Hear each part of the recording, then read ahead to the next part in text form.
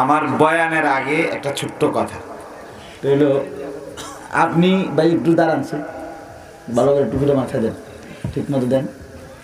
আচ্ছা, আপনারা, আমি ওনারে প্রথমেও দেখছি, প্রথম যখন আসছে, প্রথম এখনো ওনারে দেখেন, মানে ইনসাফের সাথে যে কোনো বিবেকবান বলবে যে এখন যখন টুপি মাথায় দিছে আগের চাইতে অনেক সুন্দর, অনেক সুন্দর লাগছে। কি বলে? এটাই সত্য, এটাই বাস্তবতা যে সুন্নাত মানুষকে সুন্দর বানায়। বলেন আলহামদুলিল্লাহ। বসেন। সবাইকে মেসওয়াক দেওয়া হয়েছে। হ্যাঁ, মাশাআল্লাহ। সবাইকে বলুন নাকি?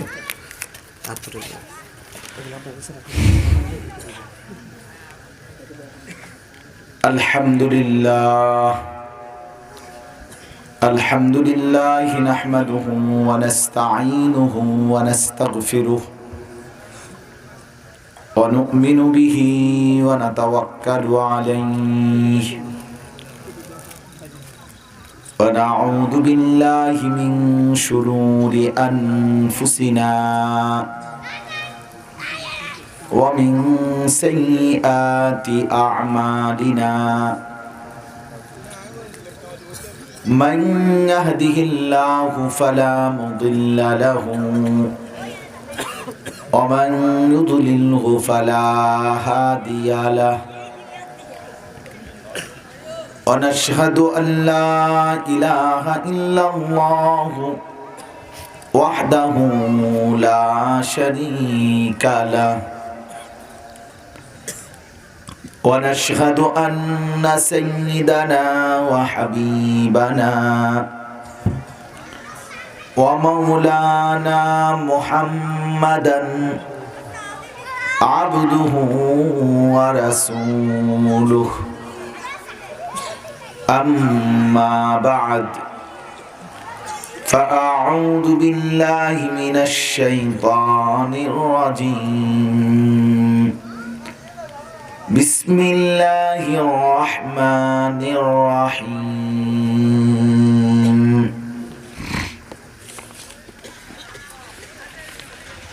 ويوم يحشر أعداء الله إلى النار فهم يوزعون حتى إذا ما جاءوها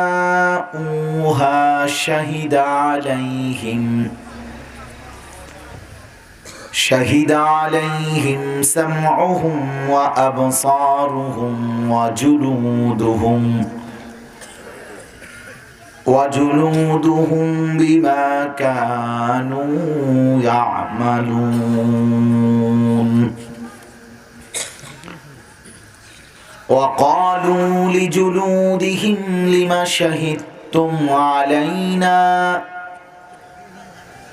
قالوا أنطقنا الله الذي أنطق كل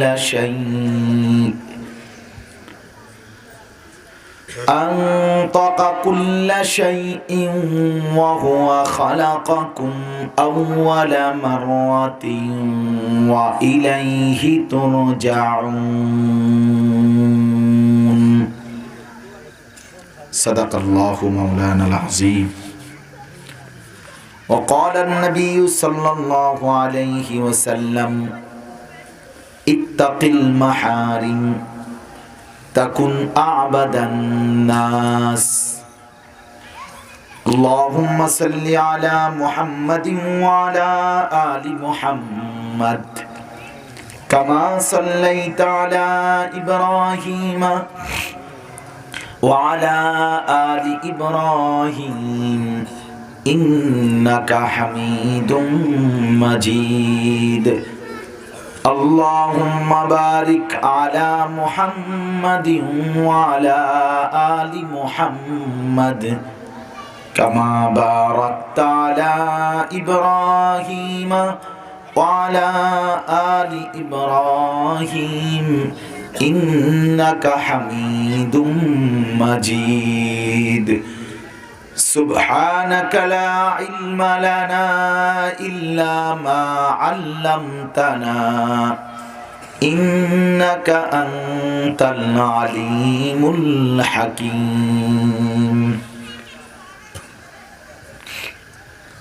আলহামদুলিল্লাহ, আল্লাহ পাক রব্বুল ইজ্জত জুল জালাল ওয়াল ইকরামের ফজল কারাম, রব্বুল আলামিনের অপরিসীম ইহসান, মেহেরবানি, দয়া, আল্লাহ তাআলা আমাদেরকে আজ 2 ফেব্রুয়ারি 2024 রোজ শুক্রবার নোয়াখালী জেলা বেগমগঞ্জ উপজেলাধীন মধ্য নাজিরপুর বাইতুস সুলতান জামে মসজিদ ও যুব সমাজের উদ্যোগে আজকের এই মোতাবারক দ্বিতীয় বার্ষিক ওয়াজ মাহফিলে আল্লাহ তাআলাই আমাদেরকে আসবার বসবার আল্লাহর জন্যই জমা হওয়ার তৌফিক দান করেছেন। এজন্য সকলেই বলি আলহামদুলিল্লাহ।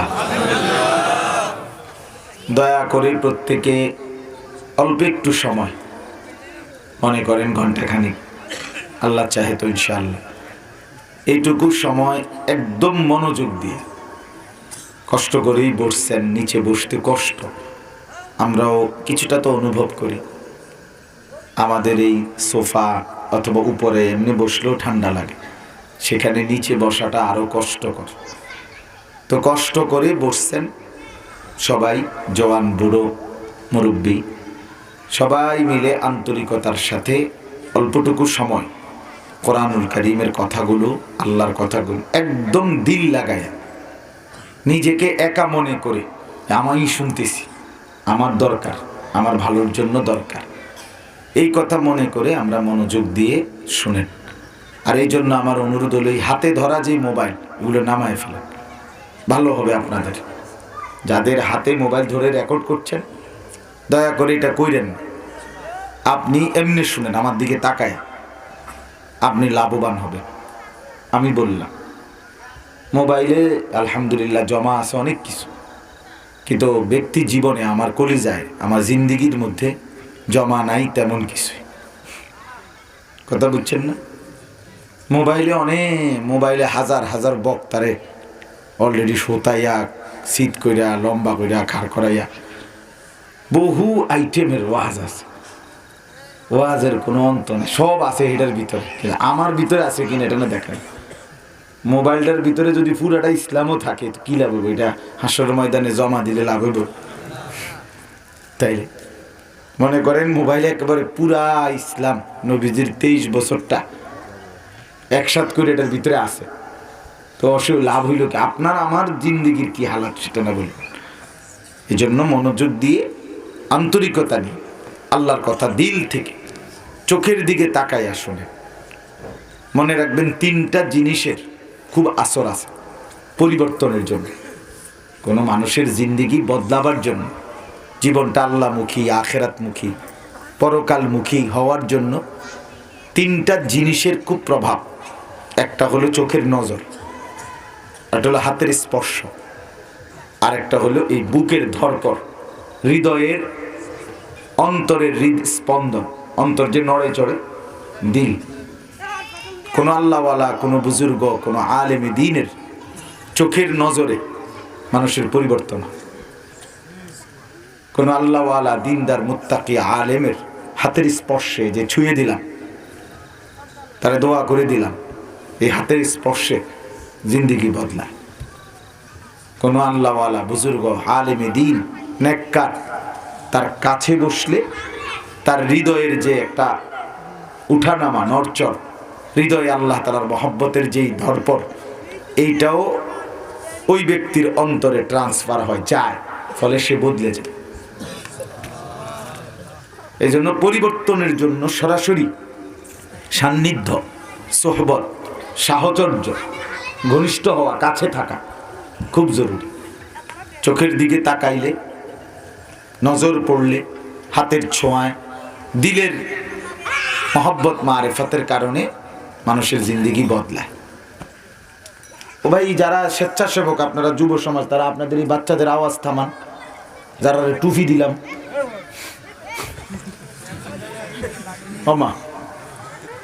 আপনারা ওদেরকে এতে সরান, এতে একবারে পুরো এলাকা থেকে যেখানে দূরে সরান।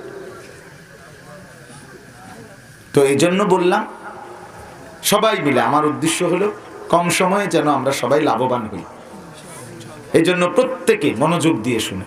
আরেকটা কথা সবসময় মনে রাখবেন, আমি যেটা এইমাত্র বললাম যে আলাদা শোনেন।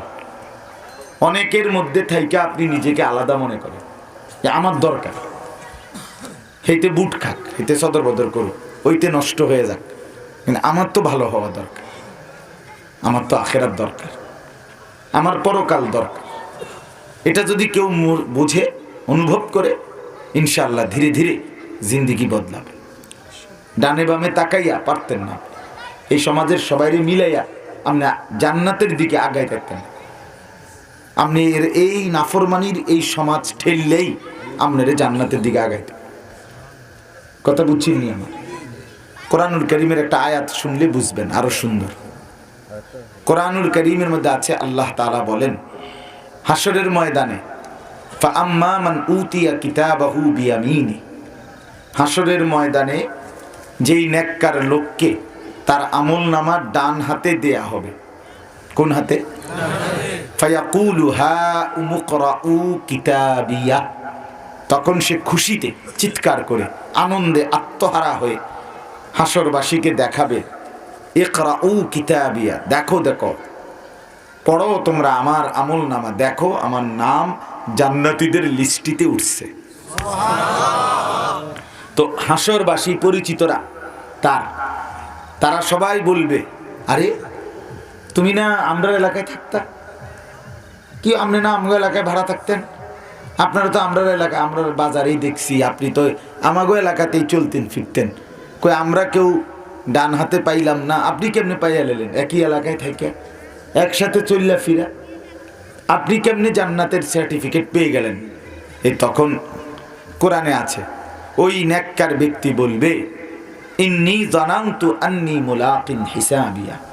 ভাইয়া শুনেন, যদিও আমি আপনাদের সমাজেই থাকতাম, আপনাদের সাথেই থাকতাম, একসাথে এই বাজার থেকেই বাজার করতাম, একই এলাকায় থাকতাম, কিন্তু আমি দিলের মধ্যে প্রতি মুহূর্তে এই কথার ইয়াকিন রাখতাম, বিশ্বাস রাখতাম যে এমন একটা হিসাবের দিন আমাকে আল্লাহর মুখোমুখি হইতে হবে।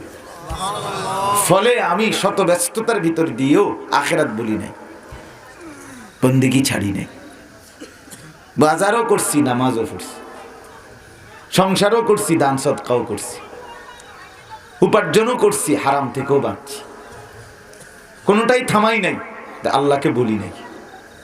কথা বোঝেন না? কোনোটা কি করি নাই, বাদ দেই নাই, কিন্তু আল্লাহকে বলি নাই, আল্লাহকে বলি নাই। আমি জানতাম, আমি বুঝতাম, আমি বিশ্বাস করতাম আমাকে আল্লাহর মুখোমুখি হইতে হবে, আমাকে যেতে হবে। কথার কথা, আমরা যেমন আমি নিজেও অনেক ব্যস্ততা, আমার সারা দিন ব্যস্ততা। আপনি আমার লগে একটা দিন দুইটা দিন ঘুরে দেখেন, আপনি চলেন কেউ, দেখবেন যে আমি কেমনে দৌড়াই। আলহামদুলিল্লাহ, বহুত সাথী দোস্ত আমাদের পরিচিত, অনেক সময় আমগোর সাথে থাকতে 2 দিন 3 দিনের জন্য নিয়ত করে আসে, আইয়া 1 দিন বা 2 দিন পরে জায়গা, এই দৌড়াইয়া কুলাইতে হতো। কিন্তু আমার প্রশ্ন হলো, এই শত দৌড়াদৌড়ি ব্যস্ততার ভিতরে দিয়েও আলহামদুলিল্লাহ 5 ওয়াক্ত নামাজ জামাতের সাথে আদায় করছি, খালাস। বাজারও করছি, সকালের নাস্তাও খাইছি, দুপুরের খানাও খাইছি, এখন রাতের খানাও খাইছি, স্ত্রীও আছে, ছেলে মেয়েও আছে। তাইলে আমার প্রশ্ন হলো, এটা বিশ্বাস রাখা যে আমি এখানেই শেষ না।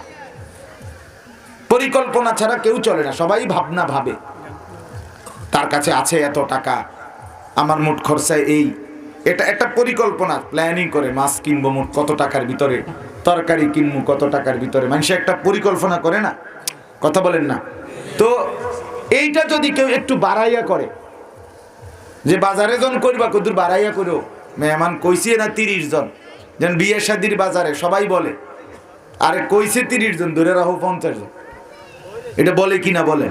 কদ্দুর বাড়াইয়া করো, খরচটা বাড়াইয়াই করো, কদ্দুর কম যায় না। 30 জন কথা কইয়া 60 জনও আইতেন।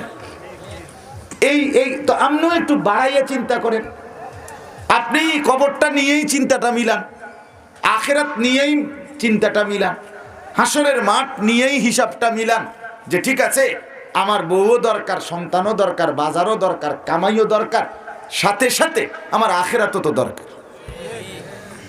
আমারই তো পরকাল, দুনিয়া আমার তো আখিরাত আমার, এটাও আমার ওইটাও আমার। মাটির উপরের এই ঘরটা আমার, মাটির নিচে কবর সেটাও তো আমারই ঘর।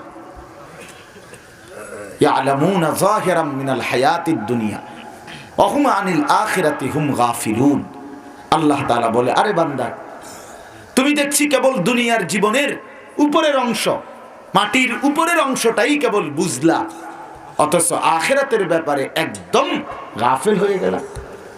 তুমি এত বেকুব কেন? তুমি না মুসলমান, তুমি না কালেমাওয়ালা, তুমি হিন্দু, তুমি বৌদ্ধ, তুমি ইহুদি, তুমি খ্রিস্টান, তুমি নাস্তিক, তুমি মুরতাদ। ছেলেরা বলো মিয়া, কেন নামাজ পড়তে পারলা না? কেন? তুমি মুসলমানের বাচ্চা না? তুমি মায়ের পবিত্র দুধ খাও নাই? তুমি ভোটার আইডি কার্ডে ধর্মের পাশে ইসলাম লেখো নাই? তোমার জন্ম নিবন্ধনের পাশে ধর্মে ইসলাম লেখো নাই? তুমি কেন নামাজ পড়ল না? কেন আল্লাহকে সেজদা দিলা না? বলে খোদার 365 দিন, এক বছরে যেই অপদার্থ, যেই অসভ্য, নির্লজ্জ, বেহায়া কোনদিন ফজরের নামাজ পড়ে না, এই জানোয়ার কোন দিন বুঝবে যে নামাজ পড়া দরকার?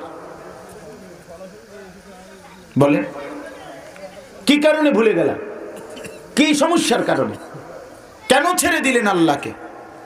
আল্লাহর সাথে কি কারণে নারাজ? কি ক্ষতি করলো আল্লাহ তোমার? কি ক্ষতি করলো রাসূল তোমার?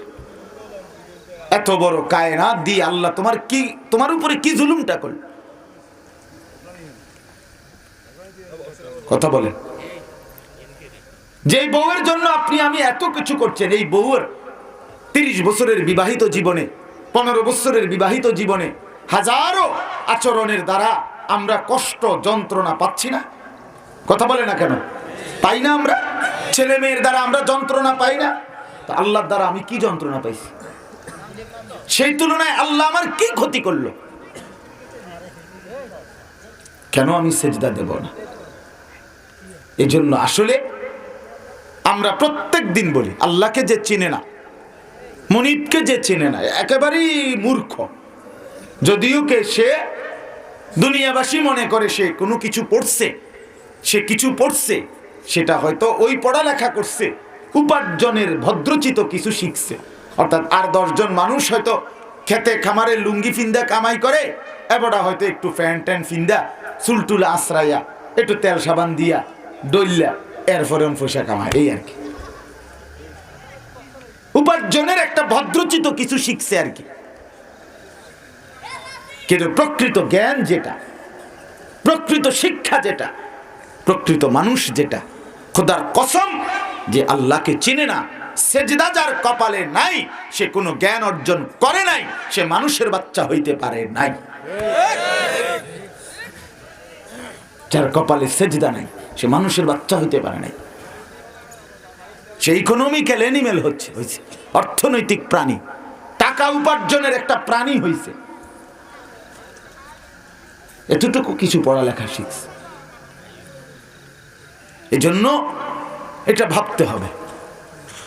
অনুরোধ আমার মূল বক্তব্য এটা। আমি বুঝবো না কেন আল্লাহর সাথে আমার নারাজি কিসের, ইসলামের সাথে আমার দুশ্মনী কিসের, আল্লাহর কোরআনের সাথে আমার বিরোধিতা কিসের? এত কষ্টের কাজ দুনিয়ার, কত কিছু আমরা করতে পারলাম, ফজরের নামাজ কেন পড়তে পারলাম না?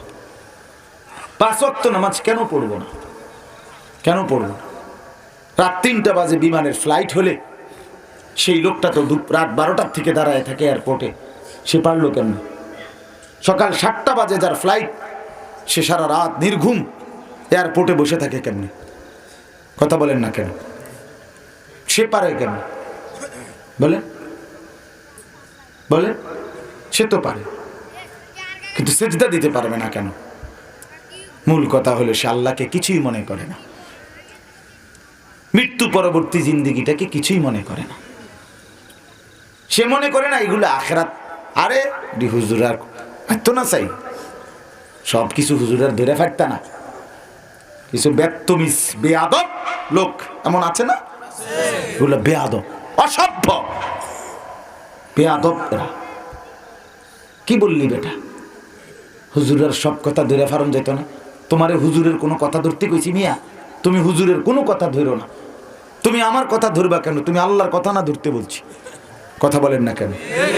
আপনি আমার কথা ধরতে না, আমি বলছি মিয়া? তো আমার কথা হইলো, আমি এখন এইখান থেকে মুনাজাতের পরে ইজতেমায় যাব, এখান থেকে ডাইরেক্ট ইনশাআল্লাহ টঙ্গী। তো চলেন, আমার লগে চলেন, সবাই চলেন। আমি কুমিল্লা ক্যান্টনমেন্ট বাজার করি প্রত্যেক দিন। আমার বাজার মুদি তরি তরকারি। আমি কুমিল্লা ক্যান্টনমেন্ট গুমতি টাওয়ারে ওইখানে বাজার করি। আপনারা সবাই এখন থেকে এই সব সময় গুমতি টাওয়ারে বাজার করবেন। বলেন ইনশাআল্লাহ। আয়ো বলেন ইনশাআল্লাহ। কইলি এক যে কোনো মানুষ কি করবে? আপনি পাগল পাইছেন না? আমি করি আমরা গিতাম জামু ক্যান্টনমেন্ট বাজার। আমরা নাকি বাজারের অভাব পড়ছে? কথা বলেন, এটা বলবেন কি না? কোন তাহলে কি দাঁড়াইলো? এইটা না আমার ব্যক্তিগত কথা। আমি যদি বলতাম যে সবাই কই চলেন ক্যান্টনমেন্ট বাজার করতে আসেন, তাইলে না আমার ব্যক্তিগত কথা। আমার কথা আপনার ধরতে কইছি নি মিয়া আমি? আপনি আমার কথা ধরবেন কেন? আপনাকে তো বলছি আল্লাহর কথা ধরতেন। আমার আল্লাহ না তো মিয়া, আপনার আল্লাহর কথা বলছি মিয়া। আপনার খোদার কথা বলছি ধরতে। তিনি তো আপনার রব, তিনি তো আমারও রব, আপনারও। রব্বি ওয়া রব্বুকুম, আমারও রব আপনাদেরও রব। বুঝতে শিখেন বাপ, জিন্দেগির কদর করেন। প্রতি বছর একটা মাহফিল করতে হয়, এজন্য করলাম, এটা কোনো উদ্দেশ্য না। আমরা যুবক কয়েকজন একত্র হয়ে আমরাও দেখাইলাম আমরা একটা মাহফিল করতে পারি। এটা কোনো গৌরবের কিচ্ছু না। যদি সেজদা করো তাইলে সফল, যদি মনিবকে চেনেন তাইলে সফল। নাইলে দোস্ত আপনি মাহফিল একটা করাইয়া গ্রামে দেখার ইতান কোনো নতুন কিছু না, প্রতিদিন মাহফিল হয়। কথা বোঝেন নাই আপনি? সারা দেশে এখন মাহফিল হইতেছে। আপনি এটা কোনো আশ্চর্য কিছু শান্তির দেশের কিছু করে লেছেন এমন কিচ্ছু না। কথা বলেন না কেন? আমিও তো এখন আরেকটা বয়ান করে আসছি, তো হেনে আরেকটা মাহফিল হইতেছে না? তাইলে এখানে আলাদা অভিনব কিছুর নাই। যদি বদলে যেতে পারি, যদি জিন্দেগি গঠন করতে পারি, যদি নতুন করে মনিবকে চিনি, যদি আল্লাহর গোলামির দিকে ফিরতে পারি, যদি বুঝি পিছনের জিন্দেগিটা ভুল ছিল, মালিক আর করব না, আর করব না, পেছনের গুনাহ ছেড়ে দিলাম, আর করব না, ওয়াদা দিলাম, আমি মাওলা লজ্জিত, আপনি আমারে মাফ করে দেন। খোদার কসম আল্লাহ বলেন, বান্দা এবার যদি তোমার গুনাহ আসমান পরিমাণও হয় আমি একসাথে মাফ করে দেব। গাফারতু লাকা ওয়ালা উবালি ইয়া ইবনা আদম, হে বনি আদম। হাদিসে কুদসি আল্লাহ বলেন, লাউ বালাগাত যুনুবুকা আনানাস সামা, তোমার গুনাহ যদি আসমান পর্যন্ত পৌঁছে যায়, সুম্মাস্তাগফারতানি, অতঃপর তুমি যদি তওবা করো, মাফ চাও, 3 শর্তে তওবা। তওবা হয় 3 শর্তে। পিছনের গুনাহ ছেড়ে দিলাম, আর করব না, ওয়াদা দিলাম, লজ্জিত মাওলা মাফ চাইলাম। এই 3টা একসাথে করতে পারলে তওবা হয়। যে গুনাহ ছাড়ে নাই সে তওবা কুটিবার করলে এটা তওবা কয় না। মুখে বিড়ি আমনে কোন আস্তাগফিরুল্লাহ আস্তাগফিরুল্লাহ, কিতাইডি কাকু সাংবং করেন? হ্যাঁ, আপনি তামসা করেন আমার লগে? হ্যাঁ, সাদওয়ানে বইয়া আস্তা বেডির দিকে ছাইয়া রয়েছে টেলিভিশনে, ছাইয়া যায় আস্তাগফিরুল্লাহ আস্তাগ, কি তো দেশটা কিতা শুরু হইলো? আপনি যদি চাইতে আছেন এটি শুরু হয়েছে, দেখেন না কি শুরু হয়েছে? নাচ গান শুরু হয়েছে আর এই দেশে। এটা কি আস্তাগফিরুল্লাহ? এটা নিয়ে আস্তাগফিরুল্লাহ। পকেটে সুদের টাকা, তোবা তোবা তোবা, কি তোবা? আমনে তোবার উপরে তোবা তোবা, আমনের আস্তাগফিরুল্লাহর উপরে আস্তাগফিরুল্লাহ। কথা বুঝেন নাই? আমরা গুনাহ চলমান অবস্থায় তওবা হয় না। কথা বুঝছেন কি না বলেন? গুনাহ চলমান অবস্থায় কি হয় না? তওবা হয় না। তওবা হয় না। তওবা 3 জিনিসের নাম, এটা হাদিস।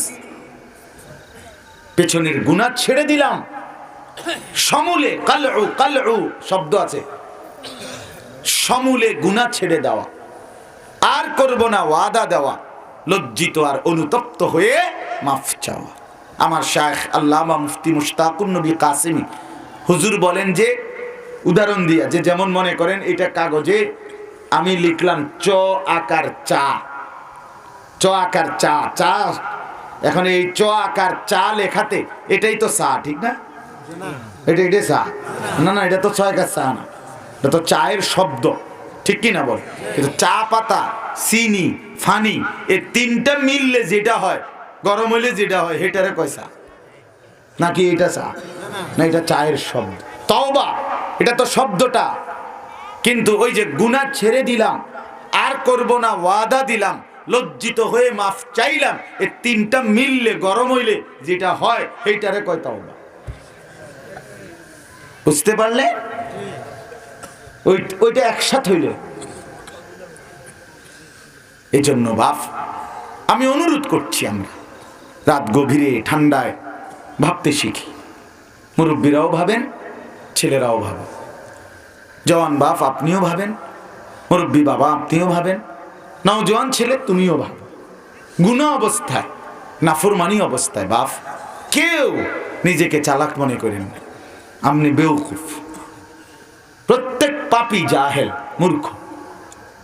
এটা স্পষ্ট তাফসীরে আছে, কুল্লু মান আসাল্লাহ ফাহুয়া জাহেল। তাফসীর ইবনে কাসিরের বলে প্রত্যেক যে আল্লাহর নাফরমানি করে সে মূলত মূর্খ, অজ্ঞ, নাদান, অপদার্থ। নাফরমান মূর্খ, নাফরমান কোনোভাবেই শিক্ষিত হয় না।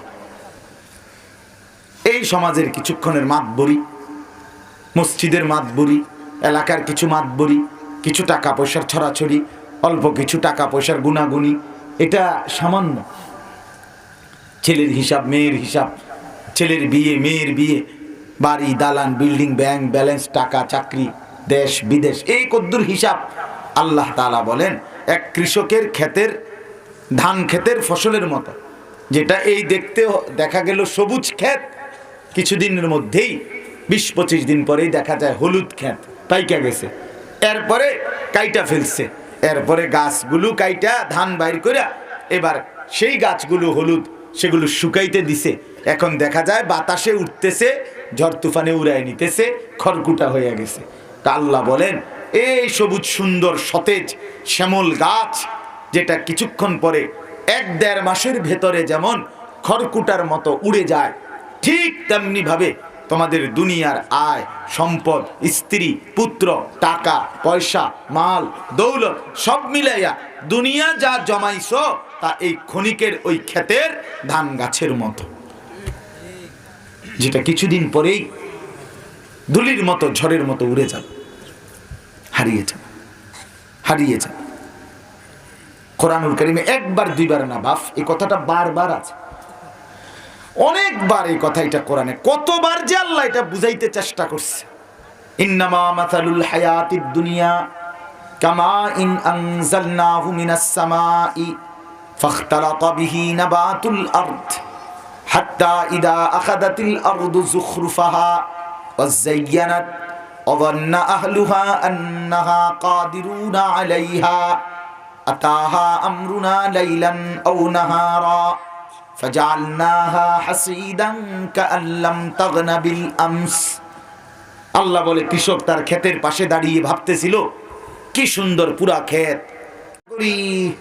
যাইয়া থুইয়া বেচ্চা আশা করি 2 লাখ টাকা টিকবো, সব ভাবতেছে এই জমিটা এইবারের ধানটা কাটতে পারলে, ঠিক মতো ফসলটা তুলতে পারলে, বেচ্চা সাইরা দোতলার কামটা ধরেলাম, বা বাজারের বিটটা যে কিনছি দোহানগড়টা দৌড়মু, এইভাবে নিখুঁত পরিকল্পনা নিয়া আল্লাহ বলে কৃষক নিজের ক্ষেতের ফসল থেকে ঘরে গেছে, রাত গভীরে হঠাৎ আমি আল্লাহর পক্ষ থেকে প্রচন্ড ঝড় বৃষ্টি কিংবা কোনো পোকা কিংবা কোনো ব্যাধি রোগ গাছের মধ্যে লেগে গেছে, সকালবেলা এসে দেখছে পুরা ক্ষেত মাটির সাথে মিশে গেছে।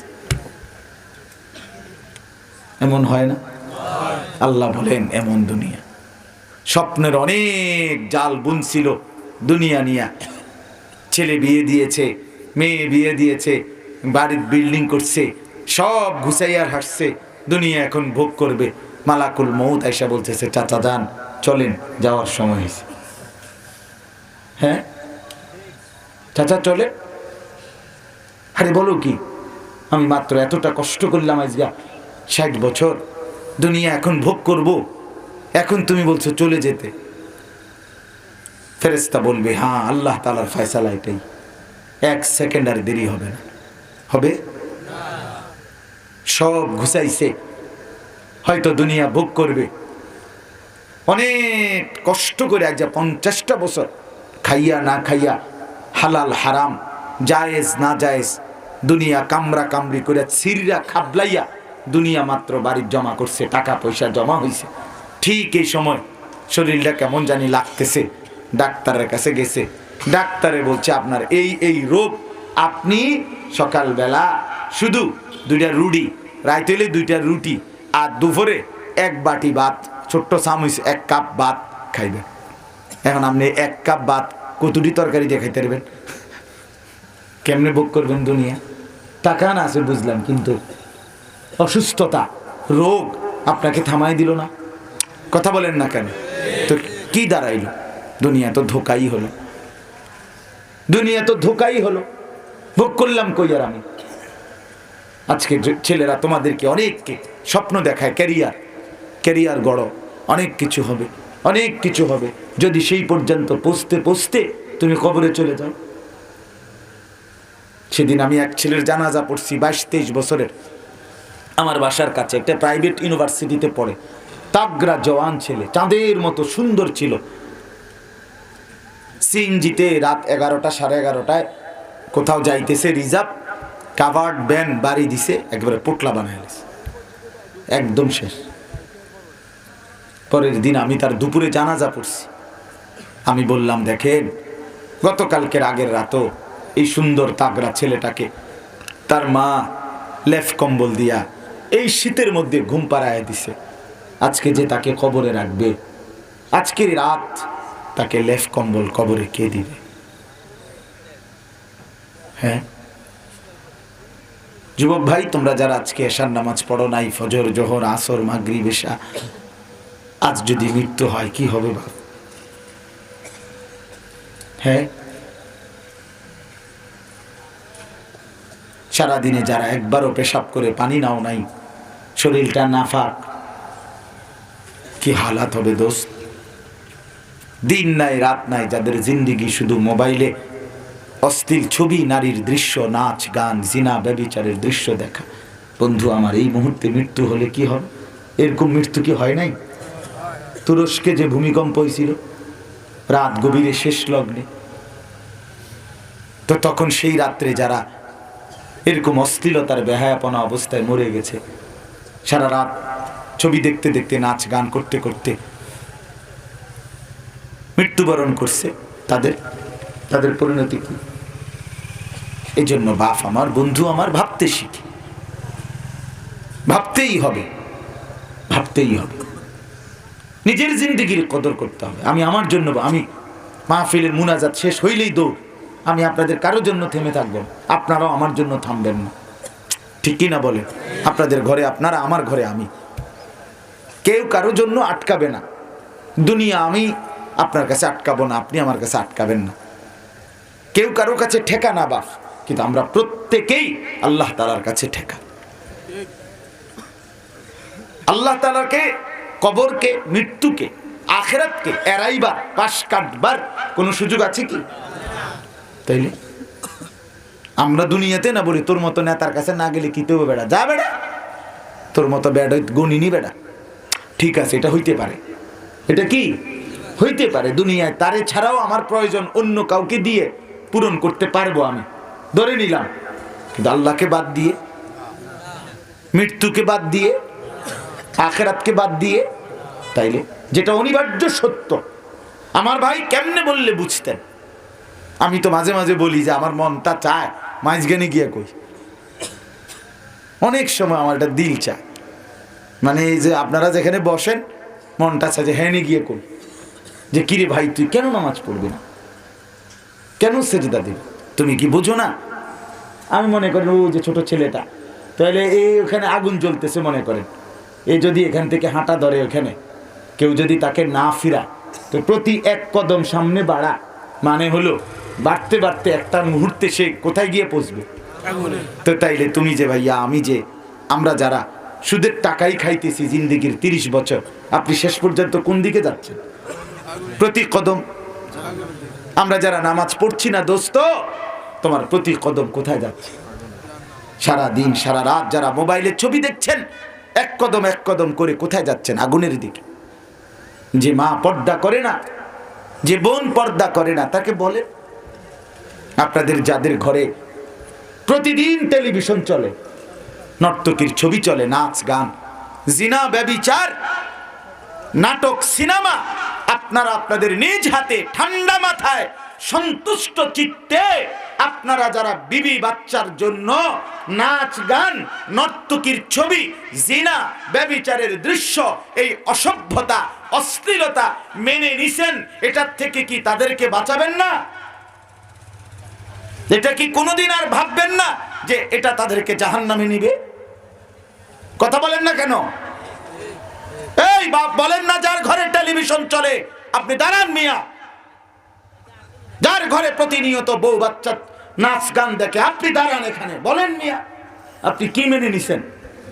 আপনার স্ত্রী সন্তানের জন্য আগত আগুন আপনি কি মেনে নেন নাই?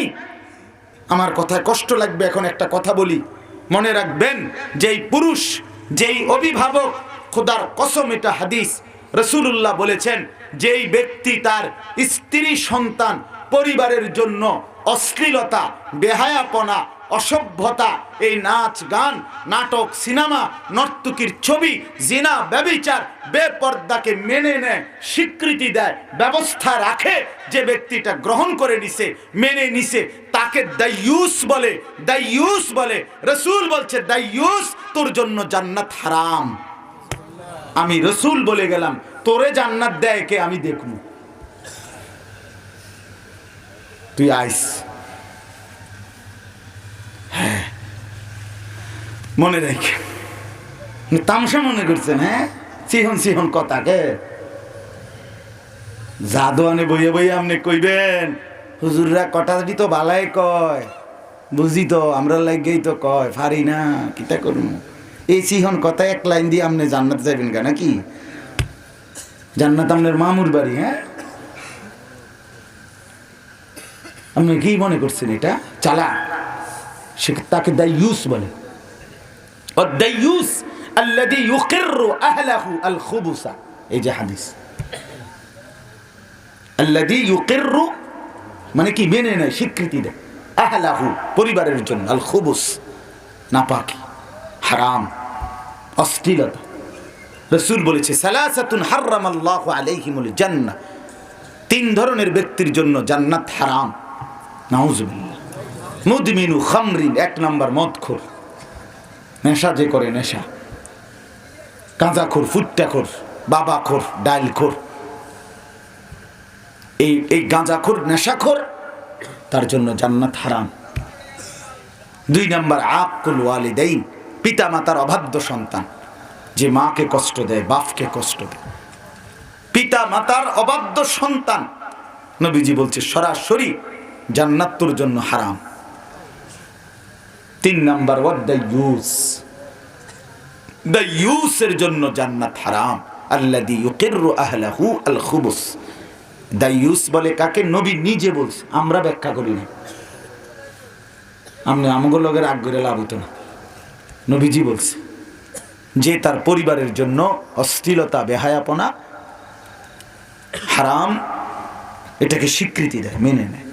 তাহলে এবারটা নিজে ডিশের বিল দেয়, এবারটা টেয়ার থেকে বিদ্যুৎ বিল দেয় না? কথা বলেন না কেন? তাহলে আপনি মেনে নিচ্ছেন না? আপনি মেনে নিতেছেন না? আপনার যদি কোনোদিন চোখের পানি পড়লো না? আপনার কলজাটার মধ্যে তো কোনো, আপনি কি সুন্দর বন খান, বিড়ি খান, চা খান, ফান খান, আপেল খান, মালটা খান, আপনি হেগর লগে রঙ্গরসের আলাপ করেন, বা আপনি তো খুশি, আপনি তো খুশি। আপনার বউ বাচ্চা নর্তকীর নাচ গান দেখে আপনি শুনলে ভাল লাগে। হ্যাঁ, আপনি বলবেন কি করব, আমি কি করতে পারি হুজুর? কইছি তো। না না না, আপনি অনেক কিছু করতে পারেন, অনেক কিছু করতে পারেন। আমার পরিবারের একজন ঘনিষ্ঠ জন একবার ছোট্ট ও বিশ্বকাপ খেলা সাউনের লেগে একটা ছোট্ট টেলিভিশন আছে, ছোট্ট পিচ্ছি বালিশের তলে দেখতে হইতে। এটা আমার আপন জন, যে হোক আমি এটা টের পাইছি আগে। হেইতে গেছে কোনানে জানি, আস্তে বালিশের তলে তিরা লইয়া বাইঙ্গা গুড়া গুড়া করে পাউডার বানাই, পাউডার বানাইয়ে সুন্দর করে এটি গুড়া করে হিতে আইসি আর এটি কইছে দর এটি হালাই দে। বুঝলেন না কথাটা? তারে কইছি কি এটি দূর কি করে দে হালাইতে, তো বুঝা লাগছে এটি কি তা হালাইতে।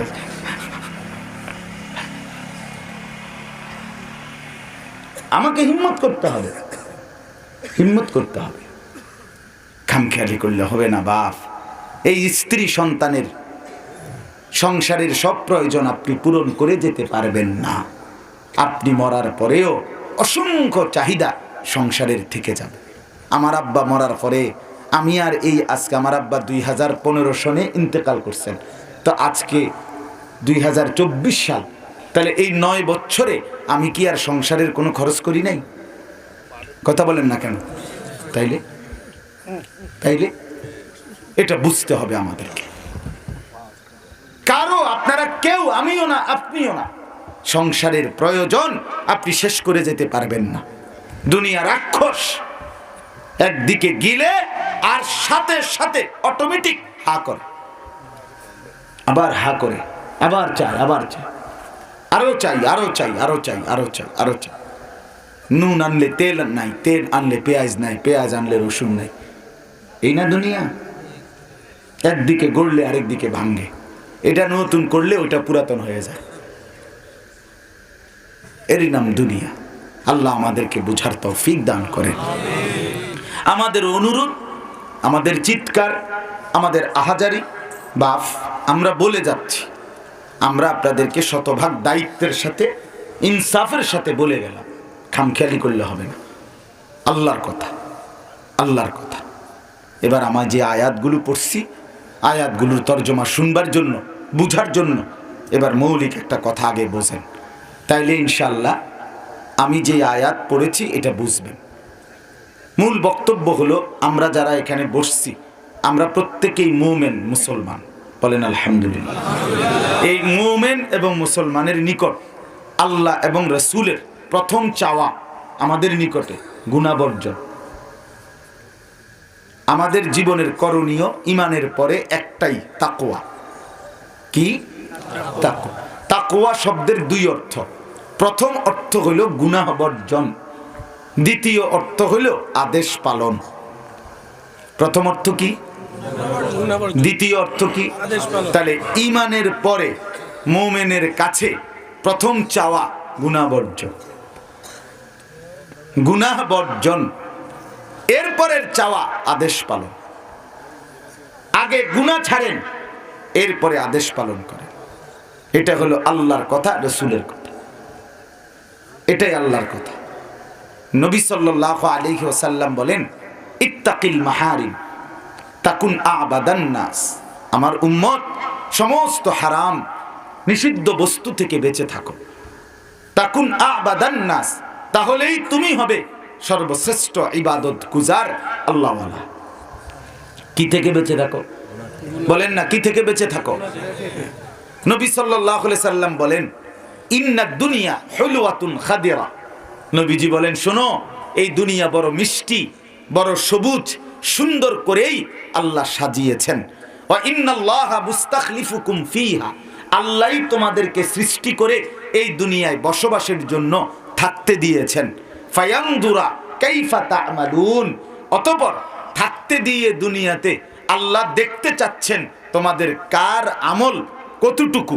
ফাত্তাকুদ দুনিয়া, অতএব তোমরা দুনিয়ার ধোঁকা থেকে বেঁচে থাকো। ওয়াত্তাকুন নিসা, এবং নারীর ফাঁদ থেকে বেঁচে থাকো। এই যে তোমাদের দুনিয়ার প্রথম আমল, আল্লাহ নবী বলছে দুনিয়ার ধোঁকা, গুনাহের হাতছানি, এর থেকে বাঁচো। আল্লাহ দেখবেন এটা, গুনার হাতছানি থেকে বাঁচো। এই হলো হাদিস রাসূলুল্লাহ সাল্লাল্লাহু আলাইহি ওয়াসাল্লাম।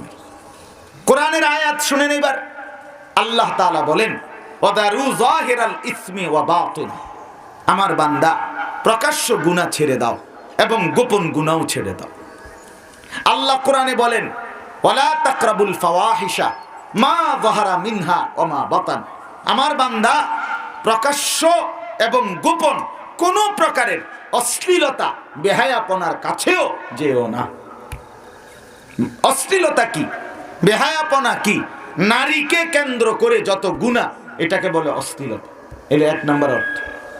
অশ্লীলতা বলতে বোঝায়, প্রথম অর্থ হলো নারীকে কেন্দ্র করে যত গুনাহ, নারীর নাচ, নারীর গান, নারীর বাদ্য, নারীর হাসি, নারীর রূপ, নারীর যৌবন দেখা, নারীর পিছনে ঘোরা, নারীর সাথে অবৈধ প্রেম করা, বিবাহিত ব্যক্তি পরকীয়া করা, অথবা নারীর নাচ গান নাটক সিনেমায় নারীর দৃশ্য, জিনা ব্যভিচারের ছবি, মোবাইলের অশ্লীল দৃশ্য, কিংবা বাস্তবতার নারী, যাকে দেখার অনুমতি আমার জন্য নাই, যাকে দেখার অনুমতি আছে তাকে তো আমি দেখছি, সেটা নিষেধ না, কিন্তু যে নারীকে দেখার অনুমতি শরীয়ত আমাকে দেয় নাই, সেই নারীকে কেন্দ্র করে যত রকমের গুনাহ, সবটাই পুরাটাই জিনা, পুরাটাই ব্যভিচার, পুরাটাই অসভ্য।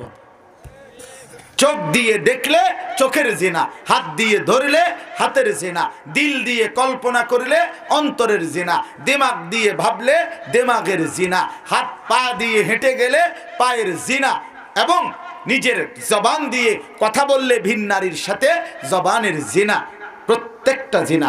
রাসূল বলেন লজ্জাস্থান চূড়ান্তভাবে সবগুলো জিনা চলতে চলতে চলতে লজ্জাস্থান এসে সেটাকে চূড়ান্তে পরিণত করে, জিনা হতে থাকে আগে। ওয়াররিজলু জিনাহু আল খুতা, ভিন নারী দেখবেন, কথা বলবেন, ভিন নারীর সাথে যাবেন, ভিন নারীর কাছে যাবেন, এই উদ্দেশ্যে হেঁটে যাওয়া, এটাও জিনা। অতএব এই চা দোকানে যারা নাচ গান দেখার জন্য, বেডির নর্তকী নাচ দেখানোর জন্য গিয়া বইয়া থাউনের লাগিয়া যারা যাইতে আছেন, এটা পায়ের জিনা।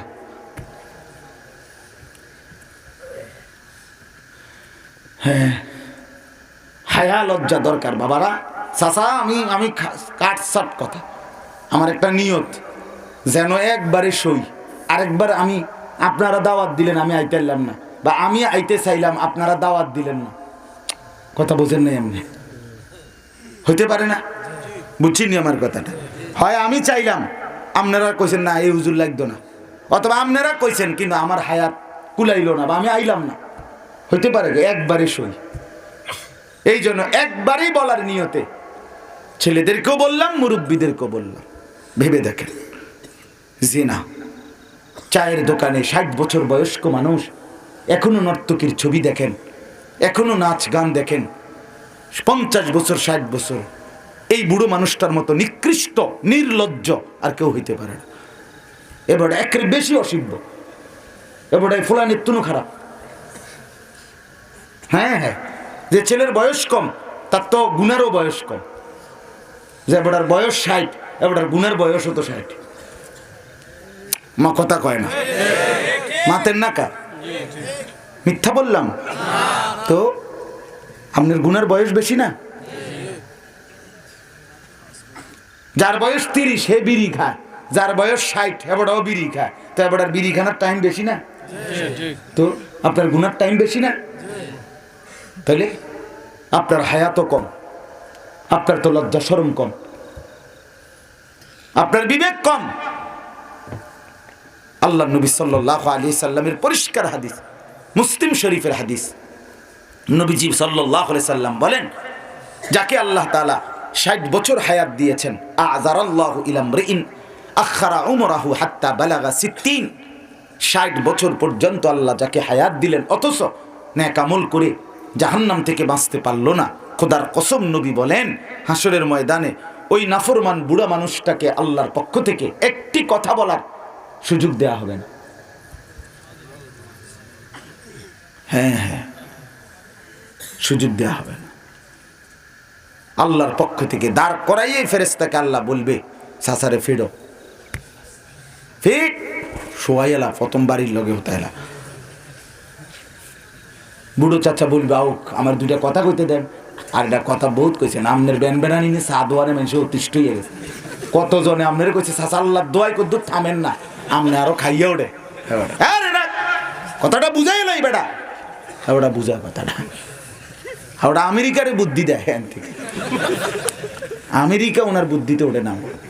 শেখ হাসিনা খারাপ থুর ইতাম তো আগে শেষ বুদ্ধি দিয়া, এবার আমি বুদ্ধি দেয় চীন জাপান রে এমতে বইয়া।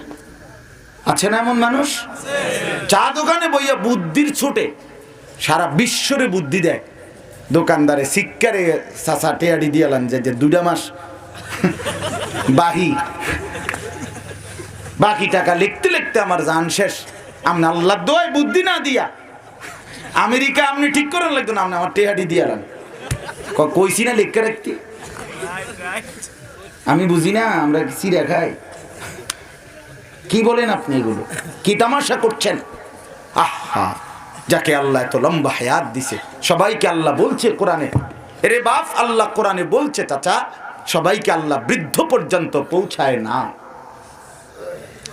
খোদার কসম বাপ, আল্লাহ প্রত্যেককে কি বানায় না? বৃদ্ধ।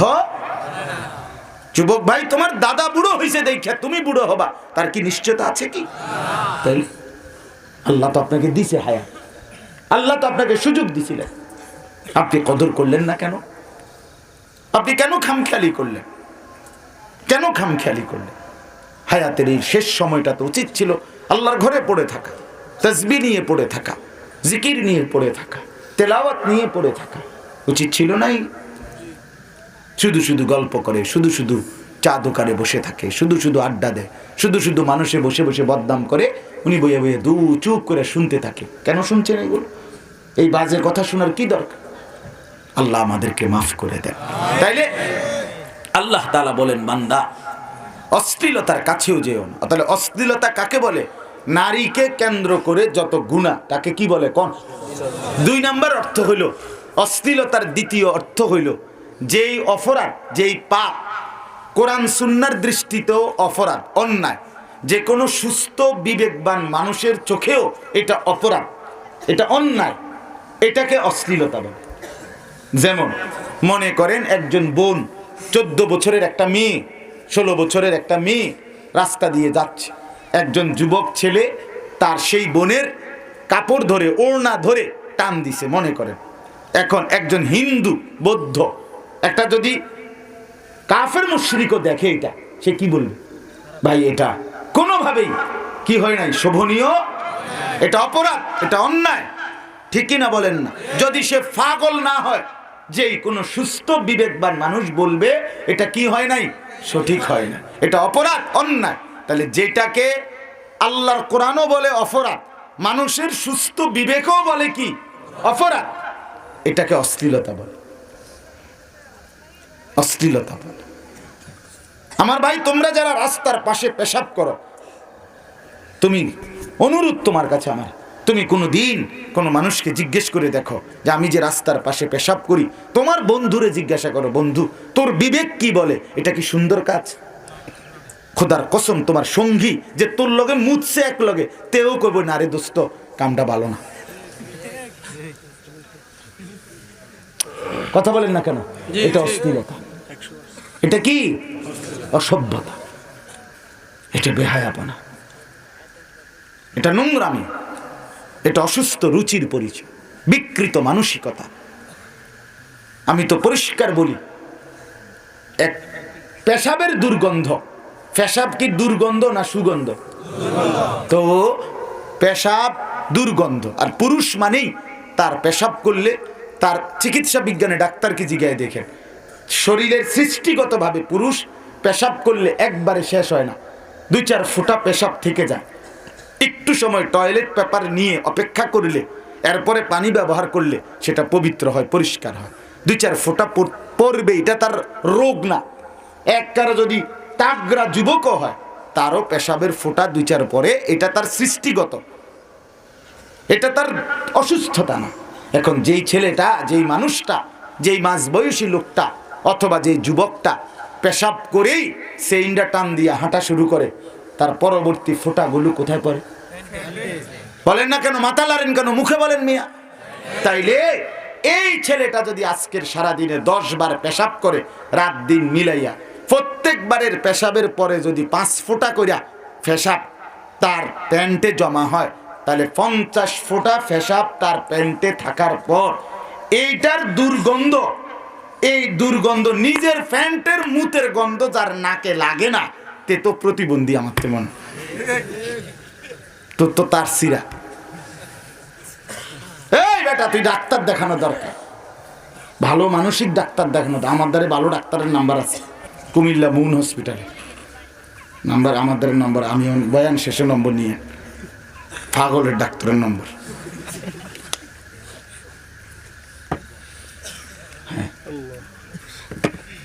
হ্যাঁ, আপনি কি বলেন? বলো একটা ছেলে, বলো মিয়া তুমি সুস্থ? তোমার নিজের প্যান্টের মুতের গন্ধ তোমার নাকে লাগে না, দুর্গন্ধ। তুমি কেমন নিকৃষ্ট রুচির মানুষ, এত নিম্ন রুচি মানুষ কেমনে হয়? কথা বলেন না কেন?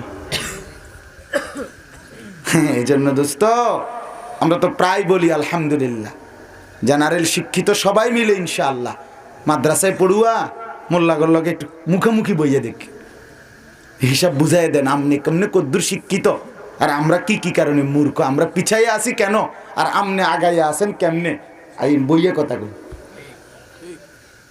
সামনাসামনি বলি আসেন। আপনি ইংরেজি করলে আমরা বুঝুম আল্লাহর রহমত। আমি কুমিল্লা ভিক্টোরিয়া কলেজ থেকে মাস্টার্স পাস করছি, এবিসিডি বুঝি, একেবারে জেড পর্যন্ত লিখতে পারি, বড় হাতেরও ছোট হাতেরও। আপনি কোন না? হ্যাঁ, আমার বাপ, আমি বুঝাইতে চাই, নিজের দেবাককে খাটাইতে হবে দোস্ত। আজকে প্রজন্মকে দিন তো ভুলাইছেই, আখলাকও ভুলাই দিচ্ছে, চরিত্র ভুলাই দেওয়ার ষড়যন্ত্র। এই মাধ্যমিক লেভেলের সিলেবাস নিয়ে যে এত কথা হচ্ছে, এত কিছু হচ্ছে, ট্রান্সজেন্ডারের নামে, থার্ড জেন্ডারের নামে যাই বলতে চাচ্ছে, যাই প্রতিবাদ হচ্ছে, খোদার কসম কোন দলের বিরোধিতার জন্য না। এটার মূল উদ্দেশ্য হলো এই বর্তমানে শিক্ষা কারিকুলাম, এই বইপত্র সিলেবাস, এই চিন্তা শুধু বইয়ের শব্দ না, বই দেখলে, বইয়ের পড়া দেখলে, বইয়ের কথাবার্তা দেখলে বোঝা যায় চেতনাটা কি, কি বুঝাইতে চাইতেছে, কি উদ্দেশ্যে। উদ্দেশ্য একটাই, ছেলে মেয়ে, নারী পুরুষের বিভেদ সব মুছে দিয়ে ফ্রি সেক্স, ফ্রি মিক্সিং করে মাধ্যমিক লেভেলে ছোট্টবেলার থেকে ছেলে মেয়ে যেন আলাদা, নারী পুরুষের, ছেলে মেয়ের পার্থক্য ভুলে একাকার হয়ে মিলে মিশে যেন হারিয়ে যায় ধ্বংস আর জিনার ব্যভিচারের অতল গহ্বরে। এটার সিদ্ধান্ত, এটার নীল নকশা বাস্তবায়নের ইউরোপীয় চক্রান্ত বাংলাদেশে বাস্তবায়নের ষড়যন্ত্র হচ্ছে। এটা দল না, এখানে মার্কার হিসাব করলে হতো না, এখানে প্রজন্ম বাঁচাইতে হবে, এখানে জাতি বাঁচাইতে হবে। মিয়া আপনারা বাপ, আপনাদেরকে রাত গভীরে বললাম, ছেলেরা তোমাদেরকে বললাম, বইয়ের শব্দ, বইয়ের নাম, বইয়ের উচ্চারণ, বইয়ের কথাবার্তা, বইয়ের দৃষ্টিভঙ্গি, ছেলে মেয়ের অবাধ পরিষ্কার ছেলে বুঝাইতেছে আমার বাকি ছেলে মেয়েদেরকে, একসাথে ক্লাসমেটদেরকে, যে আমার আম্মু বলেছে না, শিশুদের কোনো ছেলে মেয়ে হয় না, পরিষ্কার বইতে লেখা। এবারের বইতে কি অর্থে শিশুদের ছেলে মেয়ে নাই? কথা বলেন না কেন বাবা, আপনারা বলেন না কেন শিশুদের ছেলে মেয়ে নাই? মানে আপনার শিশু সব একাকার হয়ে যাবে নাকি? তাহলে 12 বছরের